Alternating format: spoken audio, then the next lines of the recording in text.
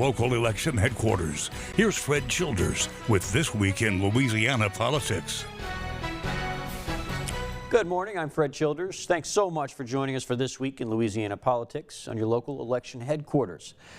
Well, a bill banning gender-affirming care for minors in Louisiana is moving forward in the State House of Representatives. State Representative Gabe Ferment says the increased number of kids identifying as transgender is a social contagion, even though less than 1% identify as so. Some lawmakers say his bill would protect children, but others say this care saves lives. And they need the care that these major medical organizations are saying they need, but you're saying they shouldn't get it. Puberty blockers and hormone treatments are really just as damaging and irreversible. Now, this bill is a part of a larger culture debate going on across the country. You've probably seen it. The bill passed the House with overwhelming support and now heads to the Senate for a debate. Lawmakers rejected attempts to loosen and even clarify some restrictions on the state's strict abortion ban.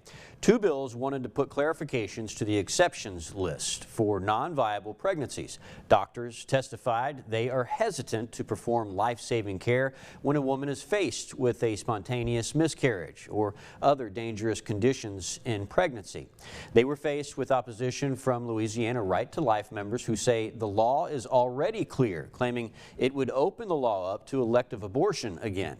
Both bills were voted down along party lines. A federal appeals court heard oral arguments this week in a lawsuit seeking to pull the abortion pill off the shelves. The Fifth Circuit Court of Appeals in New Orleans will decide whether women will continue to have access to the medication. Mifepristone was approved for use in 2000, and more than 5 million people have used it.